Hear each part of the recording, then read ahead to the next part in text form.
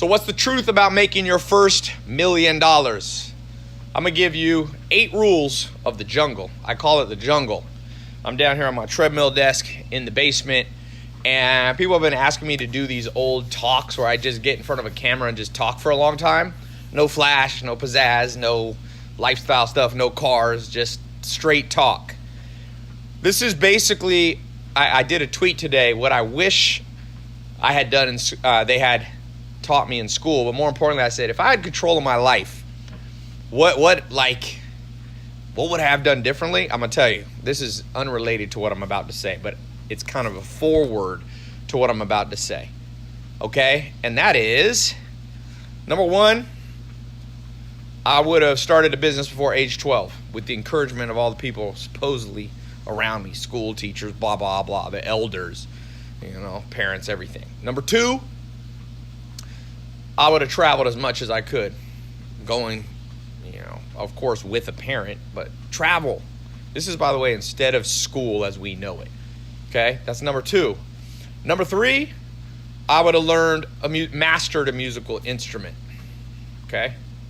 Number 4, I would have gotten a Brazilian Jiu-Jitsu black belt or MMA, some kind of thing like that. What was it, number 5? Let me just look here. Like I said, it's a little forward.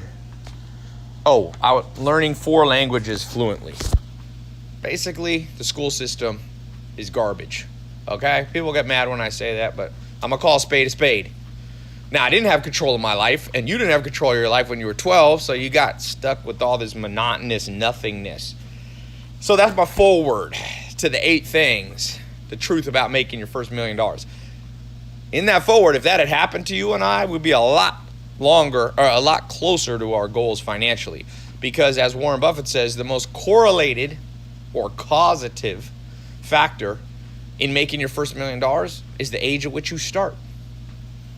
So, the first rule of the jungle, and I call it the jungle, by the way, because trying to make your first $1 million, everybody wants to make $1 million. It's a jungle out there. Trust me. I've made $1 million before. I've made 10 million. I made 20 million, 50 million, I can tell you it's a jungle. People are going to come out of the woodwork. They're going to come out of the woodwork. They're not going to like you. They're going to be envious. They're going to call you out. It's going to be some family members. It's going to be some supposed friends. It's going to be society at large. People get mad about this subject of money. Trust me. When I put my first YouTube videos out in 2014, I was like, or 2014, 2015, I was like, people will like to see the journey. Like, I'm from like a mobile home. I spent most of my teenage years. People want to see the journey to a Lamborghini. Nope. Oh, it's a rental. Blah, blah, blah, blah. Like, welcome to the jungle, baby. So, step number 1, or rule number 1 of the jungle, because the jungle has different rules. Trying to make a first $1 million is different than trying to just lock yourself into a 9-to-5 job like most of society. So, number 1, everybody wants to go through the jungle. So supply and demand says it's going to be hard. Rule number 1 in the jungle is everybody, and let me just give you this analogy of the jungle. So here's you today in my right hand. Here's where you want to go in my left hand. Here's the pot at the pot of gold at the end of the rainbow. So that's making your first $1 million. In between there's a jungle.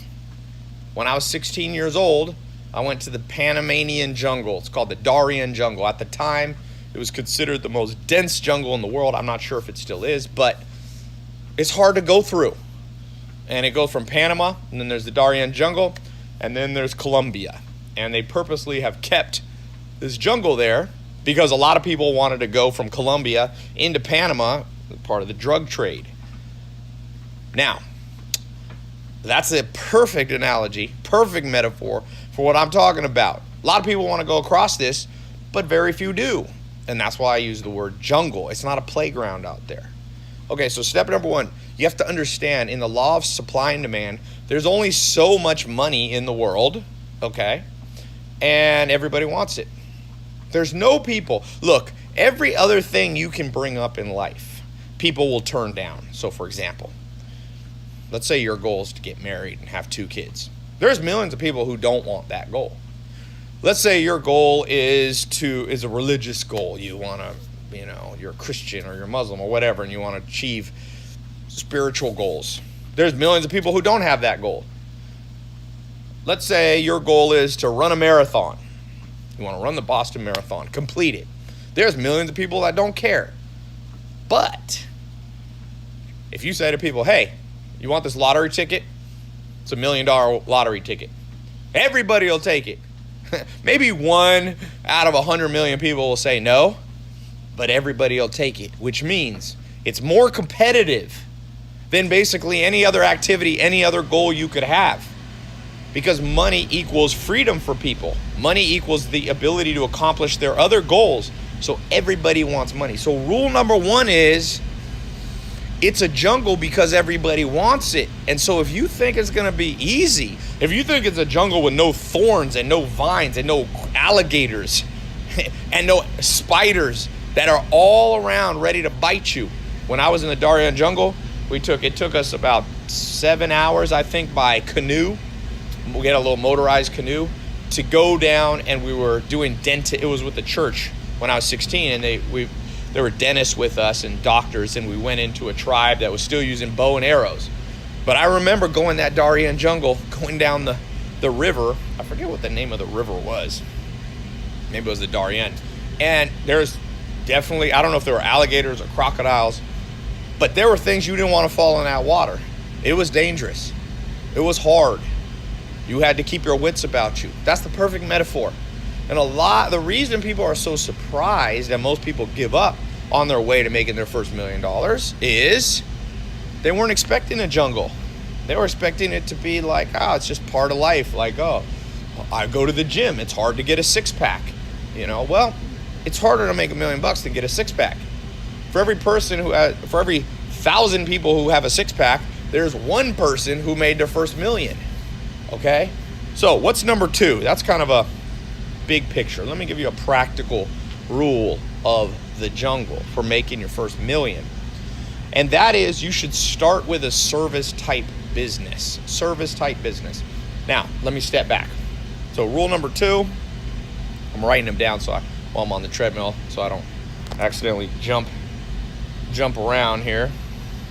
Number 2 is, let me rephrase it. You need to pick well what you do. And I gave you a hint for what I consider well. Pick well what activity you're going to focus on as you go across the jungle. Here's you today. There's a jungle. The other side is your first $1 million. Most people, what they do is they either try a 9-to-5 job. I saw some YouTube video. Oh my God. It said best way to make your first $1 million. Drive Uber. I was going, yeah, that'll take about 18 years. Do the math on Uber.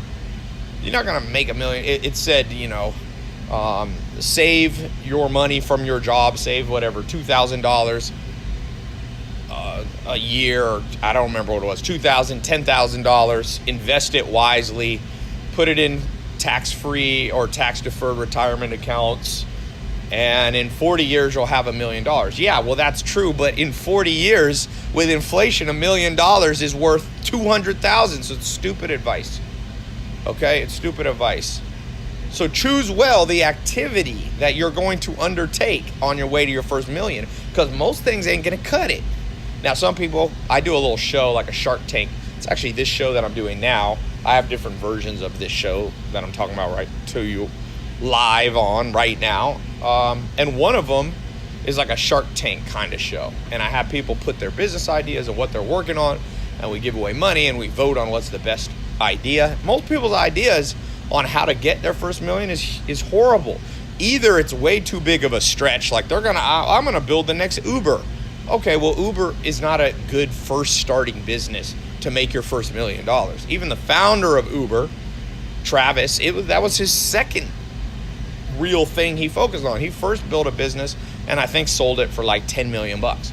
His second or third idea was Uber. So on your way to make your first $1 million, you better choose well, because if you choose something that's too out of reach, odds are against you. And some people go, oh, you should shoot for the stars, Ty. Well, yeah, but you should shoot for a star that you can get to, because some stars are too far away.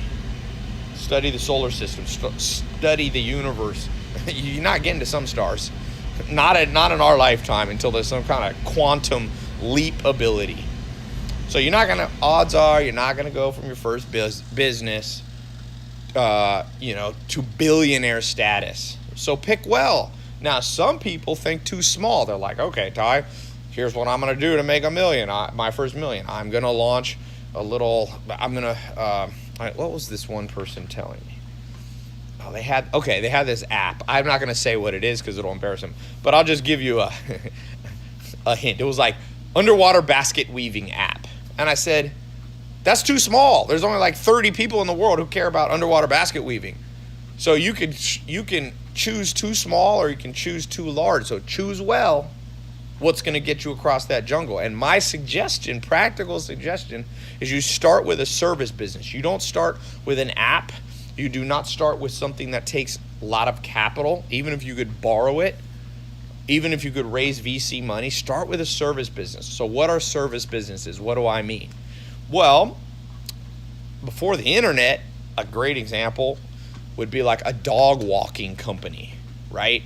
And then you get a couple dog walkers under you and you get a reputation in your neighborhood. And next thing you know, in the city, I used to live in Raleigh, North Carolina, let's say a smaller city, you have 10 people working for you and you're walking 200 dogs a day. Each person walks 20, you walk a few, and you have people under you. That's a service business in the old school before the internet. Or another one would be like a personal chef or a personal trainer. These are all service-based businesses, right? You don't need a lot of money to become a personal trainer.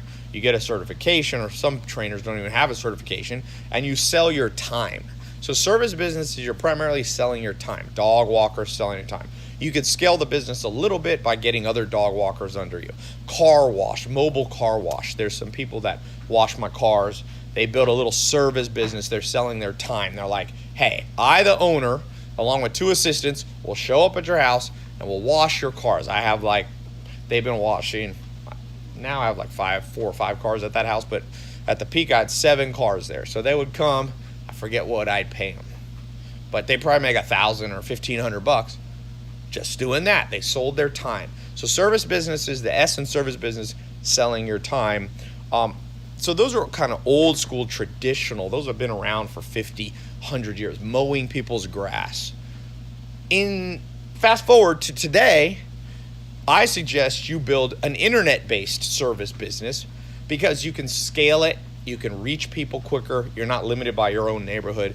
So the best service businesses are the ones, if you've seen my ads all over the internet, they've been advertising, start a social media marketing agency, start a home sharing management company, HSMC, where you use like Airbnb, you put people's houses up on Airbnb and you split the profit 50-50 from people Airbnb in their properties. You don't even have to own the land.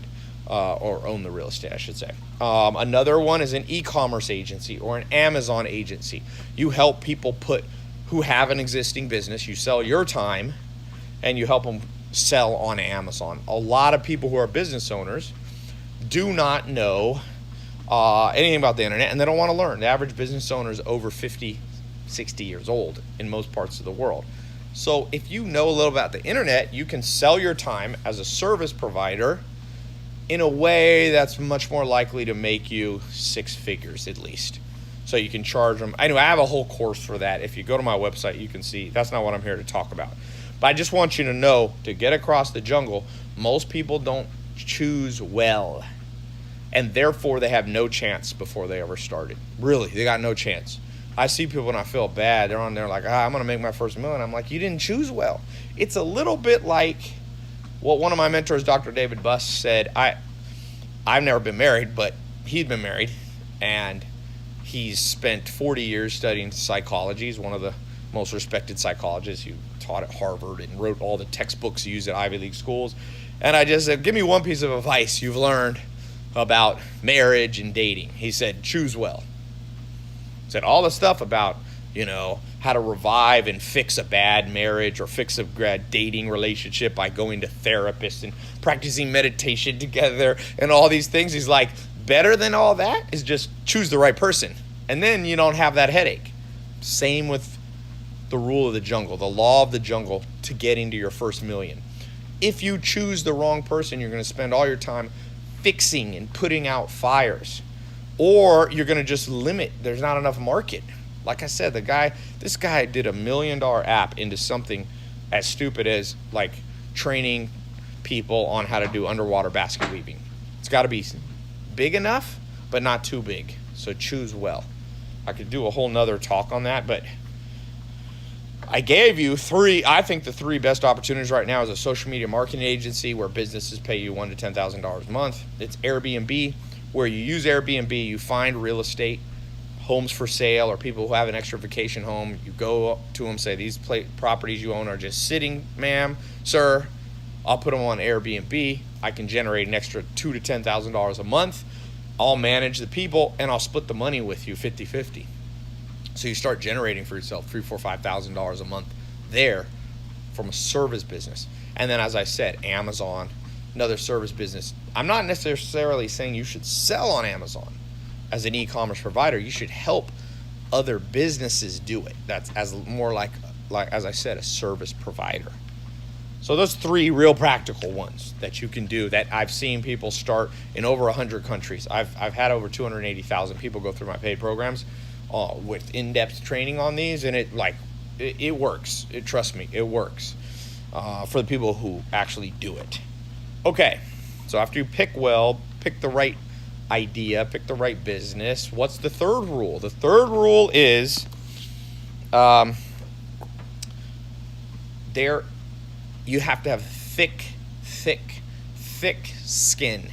I'm talking to the point where, you know how like you have calluses on your feet and they don't even necessarily look that nice? Okay, that's how your whole mindset will have to be on your way to making your first $1 million. Because let me just give some examples of things that will happen to you on your way across the jungle to make your first $1 million. Family member will betray you. Most likely, I see it 6 or 7 out of 10 times. Somebody. I'll give you a public example. Dane Cook. You may have heard of Dane Cook, the comedian. At one point, he was like on top of the world, you know, and then he had his brother managing his money, or his half-brother or whatever, and now that half-brother's in prison because he stole, I think, over $10 million straight out of his bank account. You know, the person you thought you could trust, your own flesh and blood, no. Out there, you're on your way to making $1 million, and somebody's on the way to steal it. And so I saw a little interview. I don't know Dane Cook, but I saw a little interview where he was talking about how it made him, I don't want to say the word depressed, but something like that, to the point where maybe you don't want to proceed. And I'm telling you, when that first betrayal comes, you're going to have super thick skin, to the point where you're just like, oh yeah, I was expecting that. I'm good. I'm on my way to making my first $1 million. Someone stole $200,000 from me. Good. I'll make it up. That's the thick skin you need. And you ain't going to make it. I have a guy, a sales team, and I have a new guy that started with me. And this is just yesterday, he called somebody. They said, yes, I want to buy what you're selling. So, but the guy said, I'm a little busy now. Can you call me back in like 3 hours? So my staff guy called him back in 3 hours, and the guy just blew him off. Didn't answer the phone. Then he called him back again, and the customer on the other end was like, well, I'm kind of busy right now. And my staff guy got really mad, and he's like, Ty, I'm thinking of sending him a nasty message. And I said, welcome to the jungle, baby. Welcome to the jungle. People say one thing and do something. I said, is this really going to, because he was all thrown off. You could tell he was writing me this much on WhatsApp, writing me this long message. I said, you want to make $1 million? You're on your way to your first $1 million working for me? You literally are bent out of shape by this teeny little thing. This is teeny. No one even stole anything from you. You just had to do an extra phone call. But in this world we live in, people are getting weaker and weaker-willed. It's true. As one of the greatest thinkers, I think, the wisest person I've ever read, Will Durant, who won a Pulitzer Prize, he's dead now. He said, nations are born stoic and die Epicurean. And this modern Western world we live in, even the world as a whole, because we've become wealthier as an entire global civilization, were born stoic, meaning the original people who founded the United States or whatever country. These were people like with axes and chopping down trees and building log houses and surviving winters and almost starving to death. They were stoic. That's what was stoic. They had thick skin, and no matter what came, they just went right through it. Bullied their way right through the snow. Just, I'm going. Okay, I'm hungry. We're just going to go to bed on an empty stomach. Well, now, what the word Epicurean means is lover of pleasure. So, nations are born stoic and die Epicurean. I'm seeing a consistent pattern. I reach over 100 million people a year. I see a lot of people trying to make their first million or whatever it is their goal. And I see them getting thrown off by the smallest inconsequential thing. And I go, welcome to the jungle. I don't think you're going to make it. I'm going to bet against you. The first thorn bush that you bumped into that scratched you just a little bit, maybe didn't even draw blood, you're sitting here like, I got to stop. Come on, guys, give me an hour. I need to patch myself up. Oh, okay. This is the jungle. That's nothing. That's child's play. One of my favorite stories is Shaquille O'Neal and Hakeem Olajuwon, two very famous basketball players. And when Shaquille O'Neal came into the NBA, become a pro basketball player, he was used to being the biggest, strongest, toughest guy. He was over 7 foot tall. If you see Shaquille O'Neal when he was in college and first year in pro basketball, he was an amazing, just one of the strongest people ever to walk this earth. Trust me, in terms of athleticism. Kobe Bryant said the strongest person I've ever met is Shaq. Shaq in his prime. And so Shaq's used to just bullying people around on the basketball court all the way from junior high, high school, college. He played at LSU. Now he's in the pros. Even in the pros, there's an interview with Shaq. He said, I used to just throw one elbow at the beginning of the game just to set the tone and show people who was the boss, the king of the jungle. Well, he said the first time he played the Houston Rockets, had this guy, Hakeem Olajuwon, who was an immigrant, I think he came from Nigeria, came from Africa, wasn't quite as big as Shaq, but he was a big guy. He's like 6'10", right? Big guy. And Shaq goes, I think it was a playoff game or an important game. They're playing. And Shaq is being guarded by Hakeem Olajuwon, and he goes, I just want to show him who the boss was. So he said, I threw an elbow and hit Hakeem Olajuwon right in the square in the chest. He said anybody I'd ever done that to pretty much was intimidated for the rest of the game.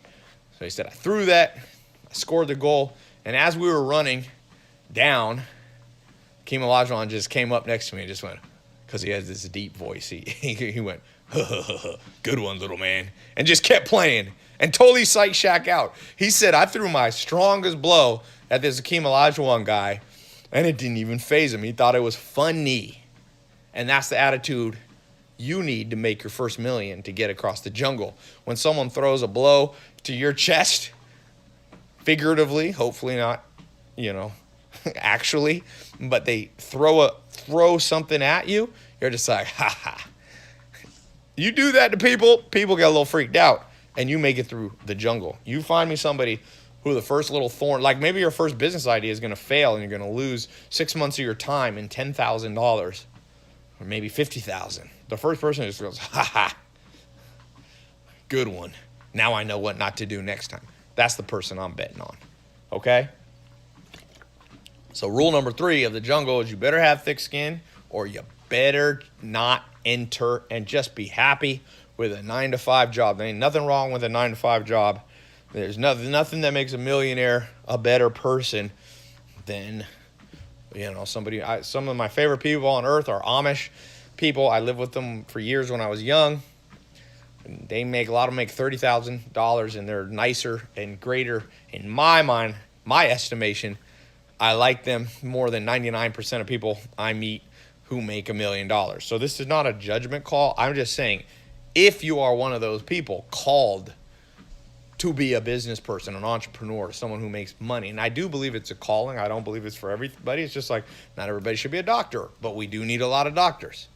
Not everybody should be, a carpenter, but we need a lot of people in construction. Well, same with entrepreneurs. Entrepreneurs can do a lot of good in the world. Look at people like Elon Musk, coming up with innovative ideas around clean cars and clean transportation and solar power and all that. Government ain't going to do that. It's going to be entrepreneurs. Okay, so what's rule number 4 of getting across the jungle? And that is, you better be a master of time management. Time management. I recommend you read a book by Harvard Press called Managing Oneself by Peter Drucker. In fact, you can just read the first 5-6 pages. It's a small booklet. I've been recommending it for years. I should have gotten a cut from all the Harvard said I've sold more copies of their Harvard Press books, I think, than anyone. But I didn't get a cut on most of the people who got it, but I'm happy for you to read it. I don't have to make money off everything. I just like to recommend that book. And in the beginning of that book, he says, look at the great geniuses or the great accomplishers, quote unquote, of the last 500 years. Leonardo da Vinci, right? Albert Einstein, Bach, the musician. Same 24 hours as the most unproductive people on planet Earth. So you better become a master of time management. That is a rule of this jungle, because the jungle, the sun sets and rises, and you got a minimum amount of time to get across this jungle. You don't want to spend too much time in the night in the jungle. Well, on your way to making your first million, you don't want it to take 50 years, because making your first million in 50 years, there was a guy, Mr. Beast. He's one of the top YouTube influencers. I think he's the fastest growing channel on YouTube. And he told me, he's like, I want to make money now. He's only 20 years old. He goes, I want to make money now. Like, what's money going to do? It's not going to be fun to have money when I'm 93.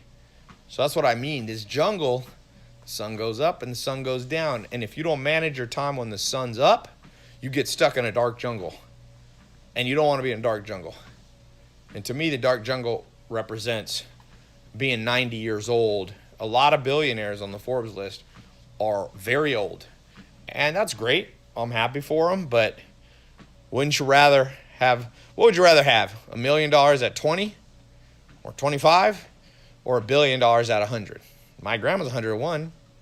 So it's realistic. She could use $1 billion for something, but I don't know what she'd use it for. If you get $1 million in your 20s, you can invest in, pretty much be set for life if you're smart and frugal a little bit. So the point is here is that time management is one of the essential criteria that people don't really get. Like, people who talk to me about making money are like, yo, Ty. I mean, they kind of get it. They ask me about daily routine, but their real thing is like, how do I market this idea? Or how do I build this app? Or how do I raise $1 million from Kickstarter or a venture capitalist? And I'm going, yeah, but how's your time management right now? Because most people's time management sucks. So let me give you a few thoughts and things I've learned. I've tested many things. I want to be known as a mad scientist. I think I already am a mad scientist. I try everything. So I've tried the Pomodoro method. I've tried, there's the 80. Pomodoro is a series of timers you set. You do like 20, 25 minutes, then you take a small break for 5 minutes, and then you do. I've done that. It's very structured, Pomodoro. There's a thing called the Pareto principle. Tim Ferriss talks a lot about 80-20 rule. So his thing for time management is basically, you focus on only things that move the dial and you let everything else kind of fall apart. Another book on time management, Gary Keller, The One Thing. He has this kind of domino effect time management. So he says you can't manage all your time. You can't manage everything equally. So you find the one thing in your life that you can push on. And when you push that domino, all the time management kind of falls in place. And I will tell you, of all those different philosophies, there's other philosophies that I gave you 4.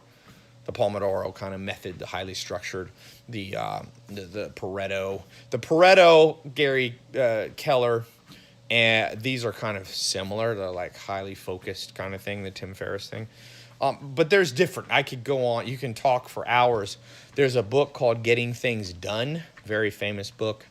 It's probably sold, 5-10 million. He has this whole structure of he's more of like an organizational time management person. So he's like, you have file folders and you have your projects and you get things off your plate real fast and you drop you create a project and then you divide it up into all these tasks Again, I've tried that one too. So I will tell you, there's truth to all of these systems of time management. There's truth to all of it. You can set up a highly organized structure where I talked to Arnold Schwarzenegger, for example. I actually got to spend some time with The Rock recently.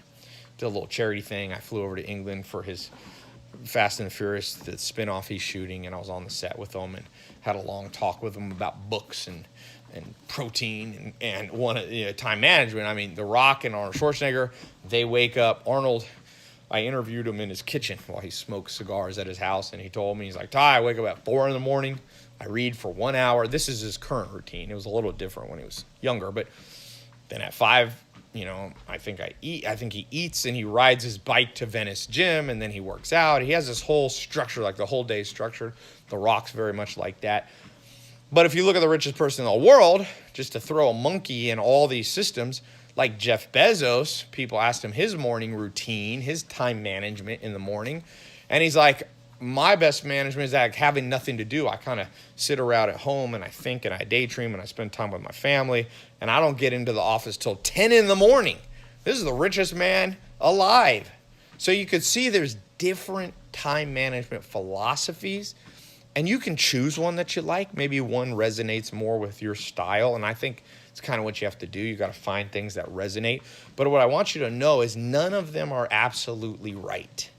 And that's hard for people because people just go, Ty, what's the one thing, time management, that'll instantly make me really successful? And I'm going, well, there's my mentor, Joel Salatin, used to tell me, there's a lot of ways to skin a cat.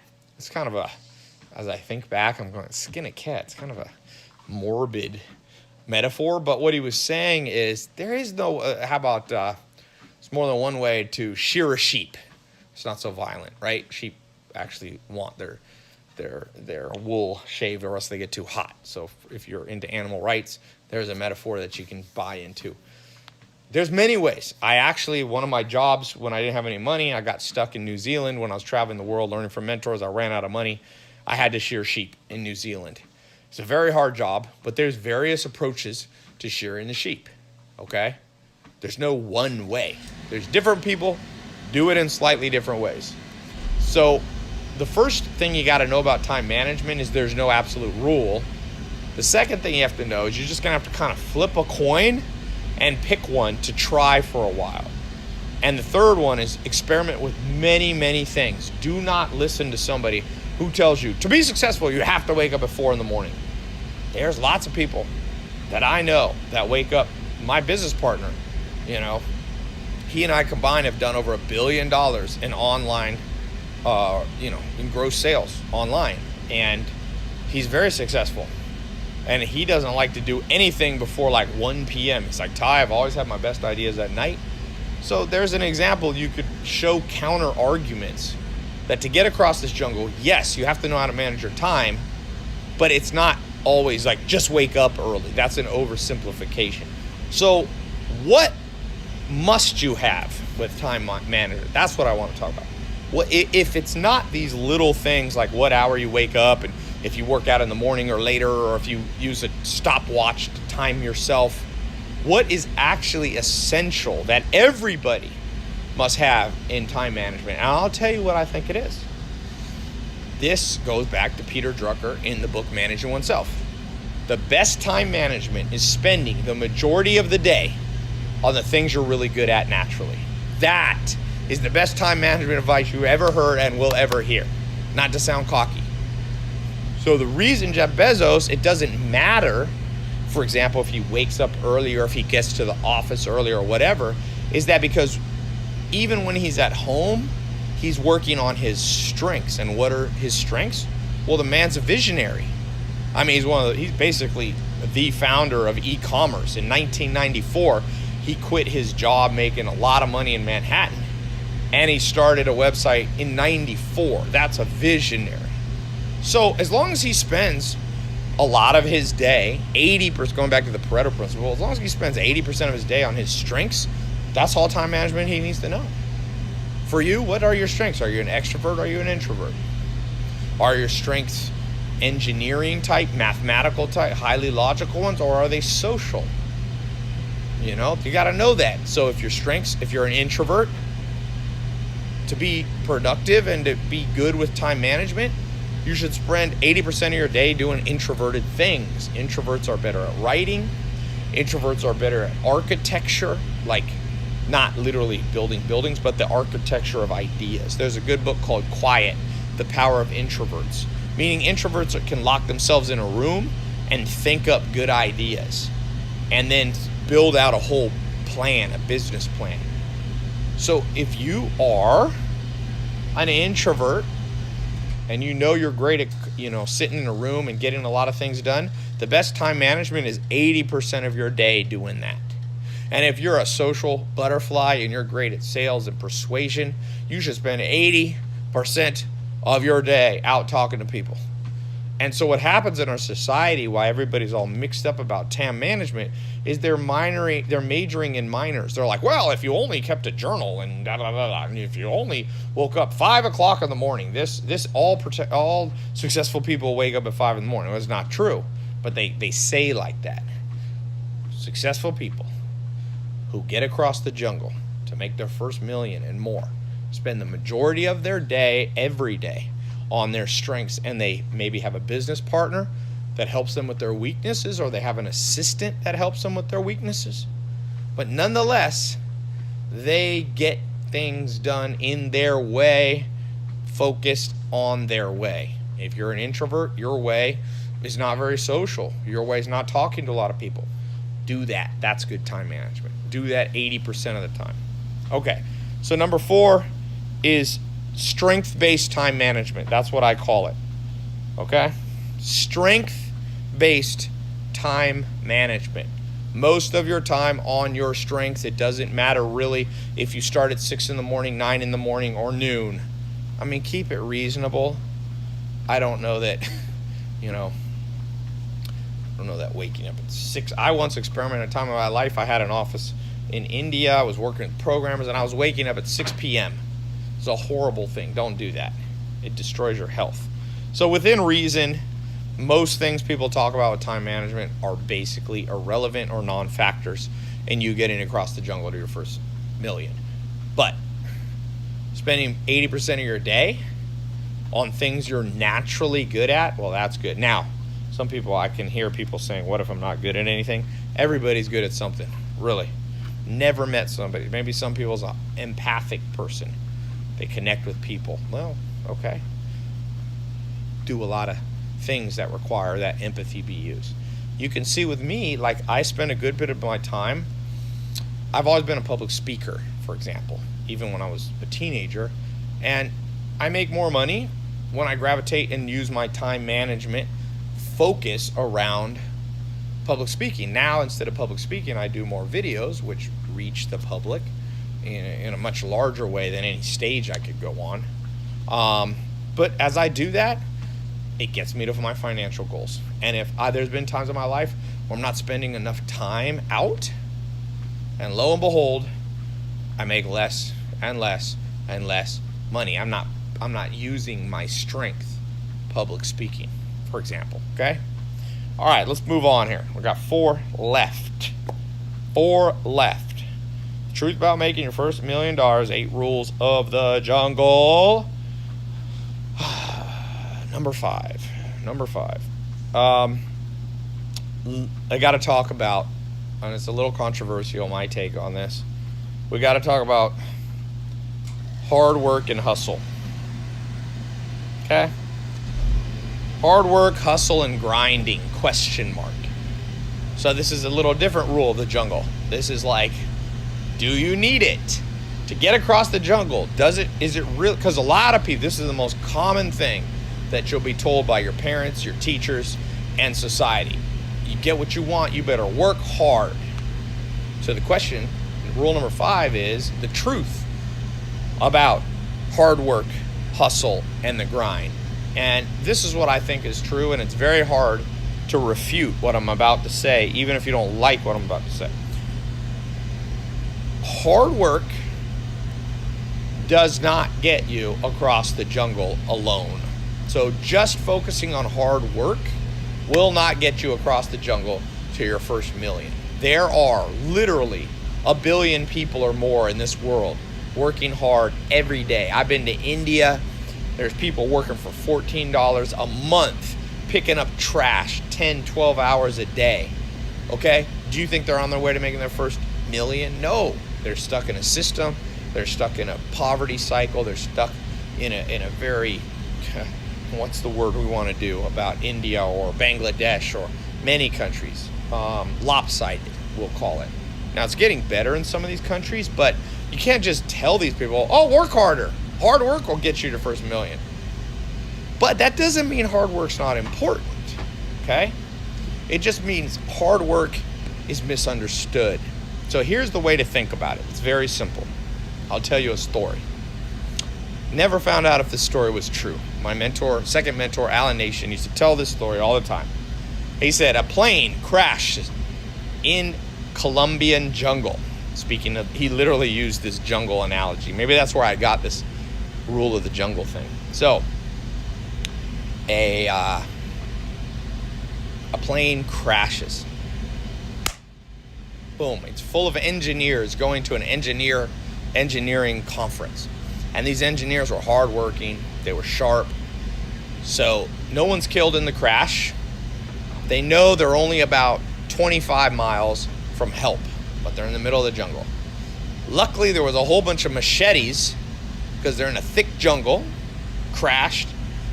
They find the airplane was prepared for just a moment like this and had put 50 machetes in the storage bin. So they pull the machetes out and they go, we're going to get help. You guys stay here. There's a few injured people. You guys stay here. So they go, and they're engineers. So they're hard workers. They look at each other. They go, before we go, let's do a little 5-minute exercise on how to properly chop with your machete. So they like 45-degree angle, and you got to work hard, and you have to swing at least 100 times per minute. And so they just went and they did all this. Hardworking people, very precise. And that represents most of society. Hard at work at their job. Your parents probably were hard workers, okay? Grandparents probably were too. Maybe you are. But maybe your grandparents and your parents never got through the jungle. They never got to their first million. And here's why. One person who was on that plane was not an engineer. And that person crawled up a tree while everybody else was out chopping their way to help. And this person yelled down at him. He said, hey guys, I got bad news for you. I got good and bad news. The good news is you're doing a great job. You're really hard workers. You're really making progress headed to the north. I mean, you're making a line through the jungle. You're opening it up with your machetes. You're going to cut 25 miles in no time of path. But he said the bad news is you're going the wrong direction. Help, I can see it. It's to our south. You guys are chopping to the north, baby. I can see help. I climbed up this tall tree. Help is to the south. And everybody was mad down there. They're like, ugh, who is this person? Making us feel like we wasted our time. Well, that's the perfect metaphor of what we have going on here. What's going on here is that you have been trained by society to be a robot. You work hard, get a college degree, go out into the workforce, show up to work, be loyal, blah, blah, blah, and you're going to get financial security. Maybe in the 50s that worked. It doesn't work anymore. Doesn't work anymore. Probably didn't even work back then, but definitely doesn't work now. You have to be smart. This goes back to rule number 2, pick well. So if you're one of those people that have been indoctrinated on hard work, let me tell you where it is true. So if you're going in the right direction, then you need hard work. You see, once you get the right business idea, once you start getting wealth coming into your bank account, then you want to turn on the hard work button. It's almost like you need 2 buttons in your brain. You need the experimenting, find the smart answer part, and then you need, once you've locked that in, you need the turbo hard work mode. The problem is society only teaches you the hard work mode because in many ways our system is set up to make you an automaton to make you if you look at our modern school system, it was really came about during the time in the late 1800s, Germany. You had an industrial complex that Germany created under the Kaiser. You see it in World War I and World War II. It created soldiers. It created factory workers. Everybody fell into line and was disciplined. And you weren't supposed to think about what the right thing was. You weren't supposed to work smart. You were just supposed to work hard on whatever the man told you to do. And that system has carried forward to this day. And so you're going to have to reprogram yourself to go, I only work hard once I figure out what actually will work for me. Okay? So this brings us to rule number 6. You need to experiment, ideally, with 12 things per year. 12 different ways to get across the jungle making your first million. So don't just go, Ty, I got a business idea. Just go, hey, Ty, I'm going to test this one business idea. One. And you do it for about a month. And if you don't just work hard at it, you test it. So rule number 6 is experiment at least 12 times before settling down with one business idea. The reason people go, Ty, I see you have all these different business programs on your site. Why do you have so many? Well, because not everybody wants to do social media marketing agency. Not everybody wants to do e-commerce. So I build as many programs as I can with realistic ways that I think people can launch their first entrepreneurial business venture. But I don't think that I'll ever find one program that everybody should do because people are different. Extroverts will do better with social media marketing sometimes because it's sales, for example. I find extroverts do a little better, although there are always exceptions to that rule. I know some insane introverts that make a lot of money in sales. But my point being is you got to test 12 things. The average millionaire has definitely tested 3 to 10 different businesses. Look at not Ray Kroc, but look at Colonel Sanders, who started Kentucky Fried Chicken, which now is, it's huge in China. It's a massive multi-billion-dollar company. There's a list. There's a good book. I think I have it on my website. It's an autobiography that Colonel Sanders wrote about himself. It's a wild book. He writes in the most grammatically correct way possible. But who cares? He got to the jungle. He got through the jungle to his goal. It took him a while. So you probably don't want to do exactly like Colonel Sanders. But the principle was he tried a lot of stuff and a lot of things failed. He was a motel operator. He delivered babies. He without even having a medical doctor. He fought in the Spanish-American War, I think, which is crazy since that's like the beginning of the 1900s. Or he fought Cuba or whatever. So he just tried all this stuff, and finally, what worked for him was better than his hotel. His hotel burned down. His motel burned down. What worked the best was just selling chicken on the side of the road. Who would have thought? And I bet you if you could ask him, he would have said, I wish I had experimented faster. So I want you to do 12 experiments. It might take you a week, it might take you a month, it might take you a year, it might take you a decade. Depends on you. But don't settle down on one thing. Why do I pick the number 12? There's actually science to this. It's called the science of optimal stopping. There's a whole mathematical, you can Google optimal stopping. How many things should you experiment before you just settle down? By the way, if you're going to argue with me on this or you think this is wrong, just think about marriage. Before you settle down marrying somebody, wouldn't you want to have gone on dates with 12 different people? If you marry the first person you ever meet, like maybe how do you know? You have no benchmark. So in optimal stopping mathematics, the general rule, it depends. There's many facets to this math, but you could just sum it up by saying 12 is a great number. So try 12 things, and if they don't work, shut them down fast. I was reading an article in an interview I was also listening to by Jeff Bezos, and he was talking about how at Amazon they've tried many things. Things that have worked really well was AWS, Amazon Web Services, became a whole nother business around computing, cloud computing, which He would have never thought that a bookseller would also do that, but he experimented and it worked. Another thing that failed, he had some of the hardware, not the Kindle, but I forget, Fire or Stick or something.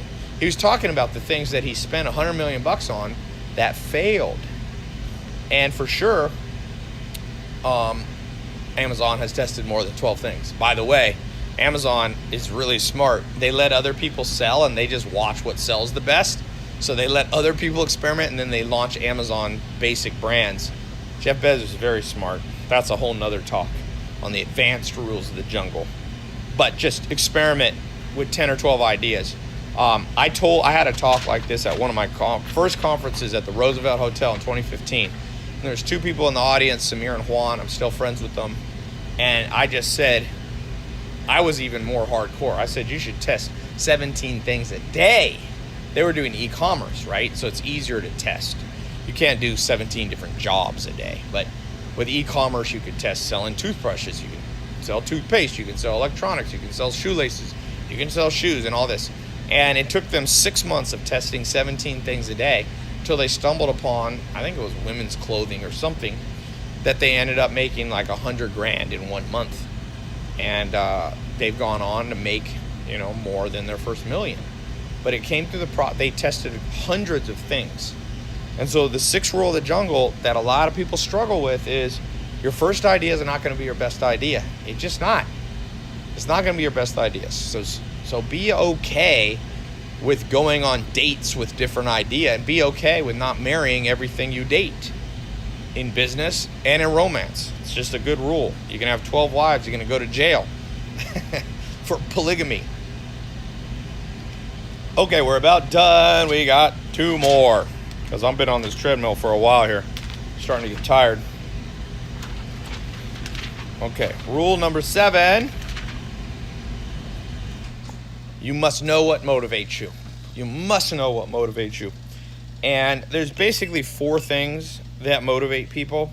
People do not like to admit this, but there's 4 basic human drivers. I've run this by a lot of smart scientists, people smarter than me. Pretty much all agrees that this is a decent way to think about motivation. I had one person disagree. He thought there was 5, but I think he's wrong.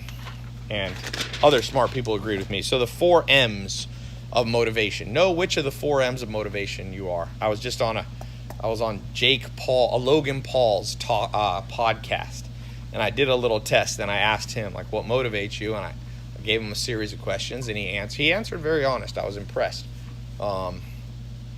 He's motivated by the 4th M, which most people won't admit to.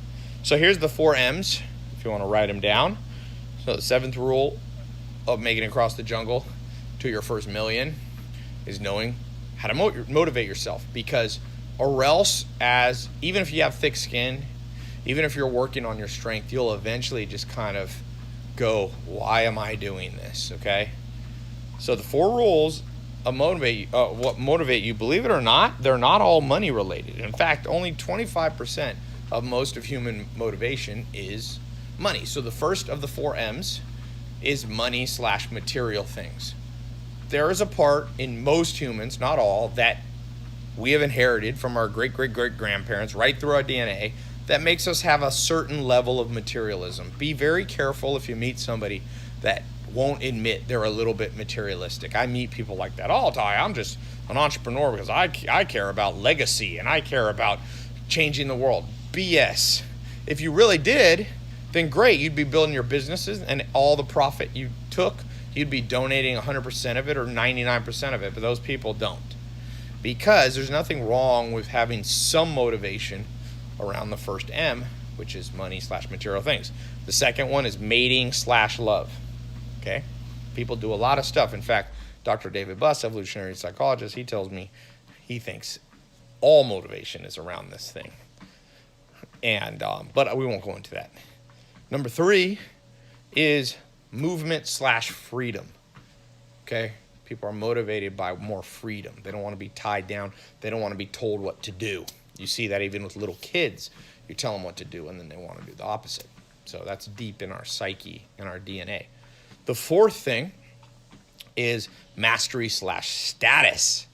Some people just want to be known. You're the man. You're the woman. Like, they just like acknowledgement from others. Again, nothing wrong with any of these four as long as they stay in balance. So here's a quick test. I'll allow you to right now write down which of the four M's motivate you, because once you know what motivates you, just this happened to me recently. I know my M's. I know what motivates me. And we're working on a big project. And, now I'm focused on businesses I think that can make 9 to 10 figures revenue. So me and my business partner, Alex, we were working on around a $300 million deal. It ended up not going through, but we're trying to buy a $300 million company. We're putting all the pieces together, bringing in some private equity and hedge fund people to do it with us, and I'm not going through. And on the way, I'm a human, you start going, ugh, why am I even doing this? Why? It was a pain in the butt, and then it didn't work out. Well, I know my 4 M's, and I just started envisioning what motivates me.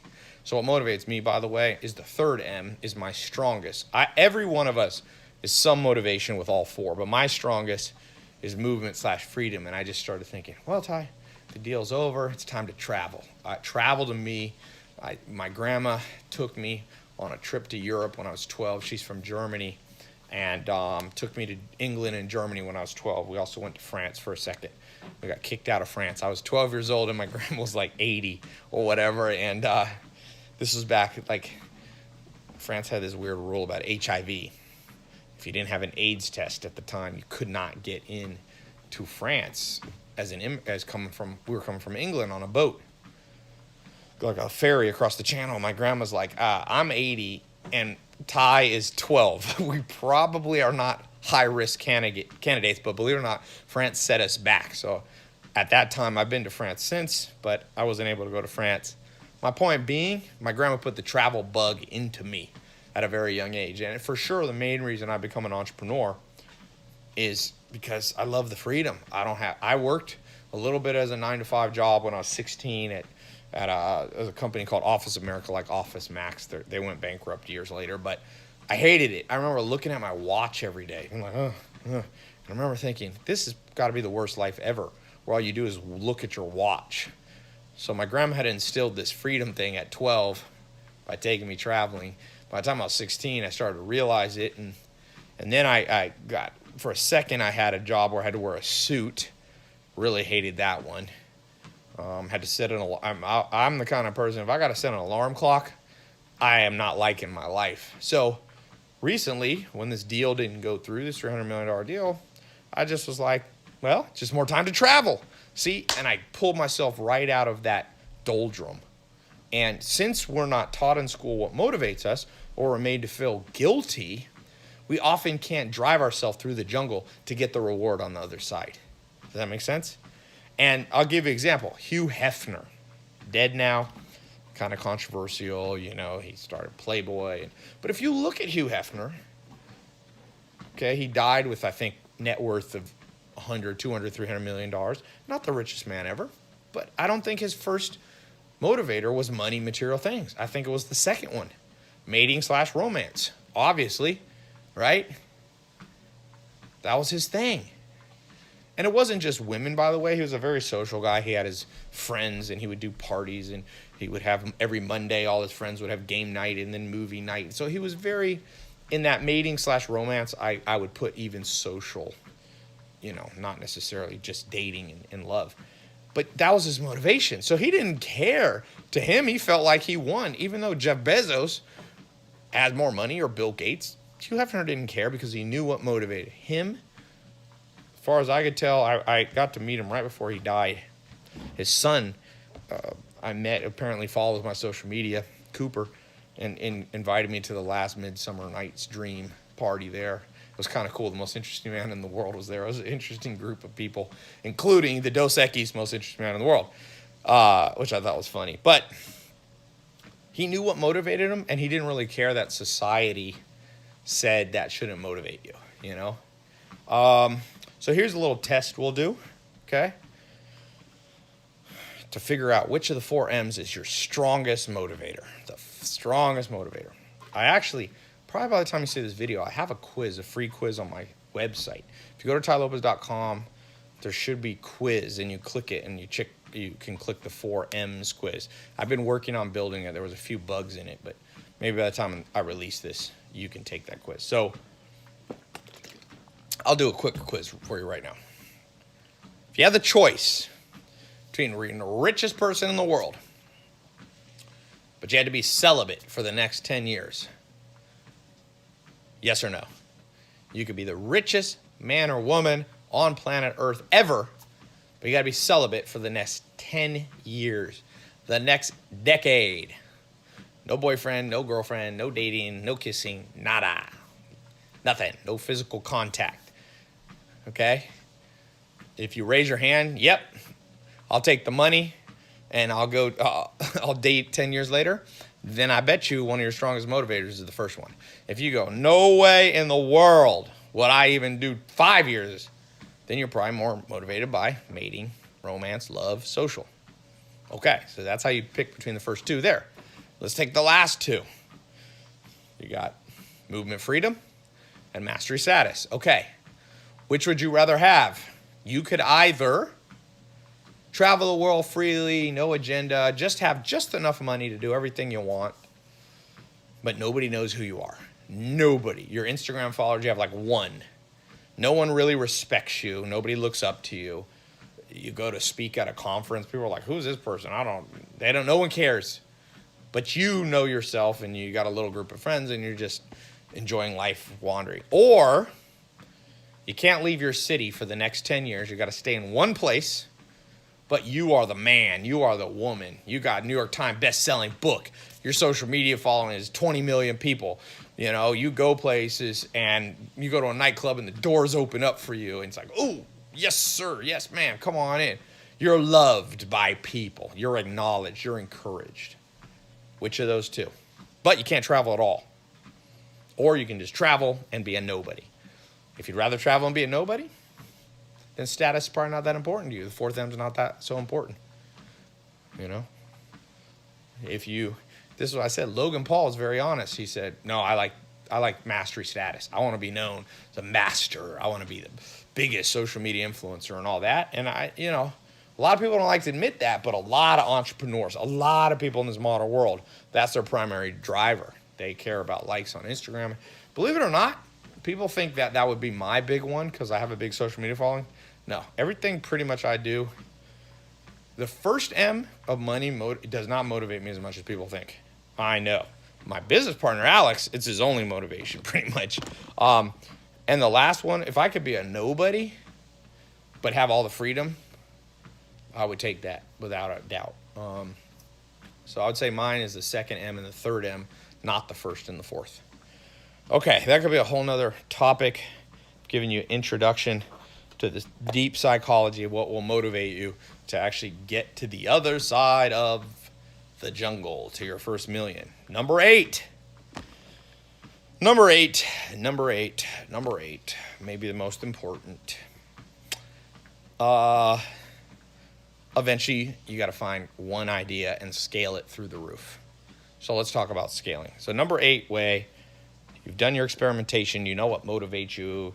You're spending 80% of your day. You understand you got to have thick skin. All these other things I've talked about. The last one is you got to focus and scale. Okay? That's the fight. It's like you've made it halfway across the jungle, but that's not enough. The pot of the gold, you got to be 100% across the jungle. And that is focus and scale. And this is a conversation, how to scale what's making you money. You've done your experimentation. You've tested 12 things. You've found the 12 things minimum, by the way. And you find it and you're going, and now you got to scale it, because a lot of people figure out how to make $100,000 a year. Not as hard as you think. Very, very, very, very, very large percent of people who try across the jungle figure out how to make $100,000. $1 million is much more difficult. And it's because to scale from 100 to 1 million, it's a 10 times, right? It's a 10x scale, but it's actually takes more than 10 times the skill. Okay? It's kind of like to bench press 100 pounds, or let's say 50 pounds versus 500 pounds. It's more than 10 times harder. Okay? Because basically the entire planet could bench press 50 pounds. But more, so let's say 1 billion people can bench 50 pounds, right? But 1/10 of that can't bench 500 pounds. Does that make sense? 1/10 of that. It's not like it's not like 100 million people can now bench 500 pounds. So it's more than 10 times difficulty to go from making 100 grand to making 1 million. It's not difficult. It just takes more than 10 times the skill. Okay? It probably takes 30 times the skill. So to scale, the S in scale, I always think skill. Skillful people can scale. And so if you're stuck on your idea, whether it be e-commerce, social media marketing, if you listen to me and you got a service business can definitely be scaled to $1 million. One of the people who teach in my social media marketing agency, Joe Soto, he's got an agency that does over $1 million a year. He does like 1.5 million or something. So he's certainly scaled. I have a lot of people in my programs doing 100 grand a year, but he's scaled and he definitely has more than 10 times the skill. So what you have to do is you have to focus on training a lot, okay? Like how do you get a black belt in jiu-jitsu?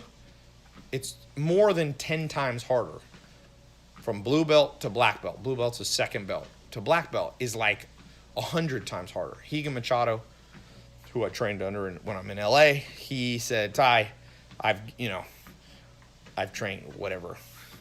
Well, he said for every 250 people that he gives a blue belt, one focuses and trains long enough to get a black belt. 250 to 1 ratio.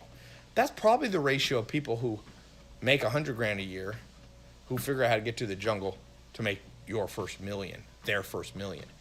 It's probably 250 to 1. And it's not because it's necessarily 250 times harder in the sense that you have to have a much higher IQ or you have to, even have a better business idea. No, that's not it. You have to commit to train.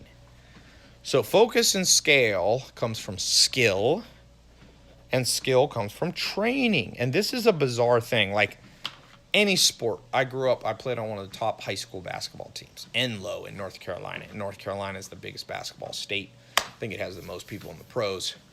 Michael Jordan's from there. Jerry Stackhouse was in my league. John Wall's from the same league that not the same year, but the same league. And we had drills. I mean, I went to a school, we had 7-foot center. We had we played Oak Hill. And we trained all the time. But then I meet people in business and I go, are you training? No, I just do my business. I'm just like, I'm like launching my business. I'm like, where's your training aspect? Training is where a master or a mentor gives you drills to do. That's why I tell people to read a book, because that's like a drill for business. People go, I don't need a book. Well, what you're saying to me is, no, Ty, I can become a black belt without repetitive skills. You need repetitive things you do every day. A good place to start is read more. You're going to meet people that tell you, oh, I didn't need to read and I made $1 million. Well, they're an aberration, they're rare, and there's usually a story behind them, like their parents had money or gave them a business or something. Trust me. Let's go to the top of the Forbes list if you want to argue with me. The skill of repetitively reading different books on different subjects to fill up your brain with skills. I'm not saying only books, but I'm just using books as an example. Okay, richest person in the world right now, richest man, Jeff Bezos. Not only does he read a lot, his first business was Amazon selling books. That's how much he loves books. He built his empire on books. And trust me, he reads a lot. There's a good book called The Everything Store about Jeff Bezos, and it talks about how he walks around with a copy of Made in America, which is Sam Walton's autobiography on how Sam Walton built Walmart. And Jeff Bezos has read it so much the pages are falling apart. See, he trained to build skill. One of his training tools was reading. Okay? Second richest person in the world, Bill Gates. Bill Gates loves books so much that his wife and close friend says he goes on vacations that he calls them reading vacation. He literally takes a vacation just to catch up on all the books. He'll bring 17 or 20 to 40 books, and he'll just go on vacation for 2 weeks and literally just read 8 hours a day. That was when he was running the biggest company in the world simultaneously. He still made time. So you're going to tell me Jeff Bezos and Bill Gates need books, but you don't? Third, Warren Buffett, third richest person in the world most years, depending on the year.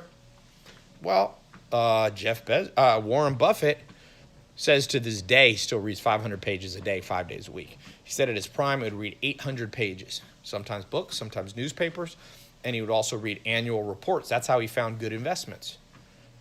So there you go. You don't always have to read books. Read magazines, read long articles, read newspapers. There was a time in my life, I'm not doing as much as I should, but I subscribed to like 40 magazines and newspapers from around the world. Boy, that's good. In fact, I'm glad I'm doing this video just to remind me to get back on that train. I'm still subscribed to probably 10 different publications. I still spend over $30,000 a year on books, over $3,000 a month. So I'm not out of the game of training, but man, the more you learn, the more you earn. Because the process of reading, now I'll add to that watching YouTube videos. I go to a lot of conferences. There was a time in my life I committed to go to one conference a week. Now, I couldn't keep it up. I wanted to do it for a whole year, but I did it. I probably went to like 8 conferences in 4 months or something. It was a little bit too much. But boy, if I had started, it would have been better than me going to 6th grade or 8th grade or 11th grade. It was like a waste. I should have been going to conferences, different ones, business ones, social ones, or networking events. Like these are all training the mind to scale. I scaled in 2014 on YouTube and video advertising because I was at some conference and someone looked at me. I don't even remember who it was. I wish I could thank them and said, Todd, I think you'd be good on YouTube. See, that wasn't even my idea. And since then, I'm at 1.9 billion minutes watched of my YouTube videos. That idea that I scaled with came from listening to other people. So I said books, newspapers, magazines, going to conferences and listening to speakers, YouTube videos, podcasts like you're on now, paid courses, consultants. I've got paid courses. I sell paid courses, but I also buy them. I've bought so many paid courses that aren't my own. Obviously, I wouldn't charge myself, but I pay consultants. I pay mentors. I've got people on the books that I literally pay every month just to be on retainer for me to ask them questions. People like Dr. David Budd. I'm like, the president has 15-person cabinet. I need at least 15 advisors. So this idea of focusing and scaling mostly will happen where you can go from 100 to 1,000,000 by imagining your mind as a sponge and you're just absorbing, you're putting yourself in a place to absorb more. Then the scaling comes naturally. People think scaling is very hard. It's not. It's a consequence. It's a repercussion of having trained correctly. Training brings skills. Skills brings scaling, effortless scaling, or somewhat effortless scaling. Okay? So read more. Listen to more podcasts like this. Watch more videos like this. Go to more conferences like this. Hire consultants. Join masterminds, paid masterminds, free masterminds. I got a paid mastermind. It's $25,000 or $50,000 people pay to come 4 times a year to a mastermind environment. People have come. I remember one of the first people who paid $25,000. He had a business where they used helicopters to spray agricultural crops. And he was there and he had paid $25,000 and he talked to me. He was going, oh, what should I do with my business? And I gave him one idea on how to sell his business. I think he either sold his business or sold part of it. He made like $2 million. So he invested in himself in the mastermind. I'm not even trying to sell you into my mastermind. I don't take that many people in the mastermind. But the point being, find stuff like that. Some of it, you're either going to invest time or money in building your skills. I had my jiu-jitsu. I had Julio Cruz here. He's a black belt in jiu-jitsu here. I'm in New York. And I was so busy, I paid him extra to come to my place and do a personal training. That's money. So, but that allows me to scale my health, scale my jiu-jitsu skills. But he trained. All we did was drill. We did drills today. We did drills on how to pass the guard better, drills on variations on the Kimura, Americana, all these different locks in jiu-jitsu. But it is a repetition. You just repeat, and over time, next thing you know, you're a black belt in making money and getting to your first million. So with that said, I've been on this treadmill for 2.16 miles. Been walking slow so I'm not too distracted. Time management, by the way. Get yourself a treadmill desk. Get yourself a treadmill desk. So I hope this has helped you. Do two things for me. I've done this for free for you. Do me a favor. Fair is fair. One, if you're on YouTube, leave a good comment. Not a butt-kissing one, just what you thought. What do you agree with? What do you need to work on most out of these 8 things? Give it a like, give it a share if you're watching on Facebook or whatever. If you're listening on my podcast, subscribe and leave a review. Subscribe and leave a review. Sometimes I see people like I don't know what's up with the Apple iTunes algorithm. Somebody left a negative comment like 4 years ago, and it's still the first review I see. I'm like, what's up with this? They're like, your audio quality wasn't good. I'm like, well, you get what you pay for, baby. You ain't paying nothing for this. Don't be complaining too much. Anyway, hope this helped, and talk to you soon.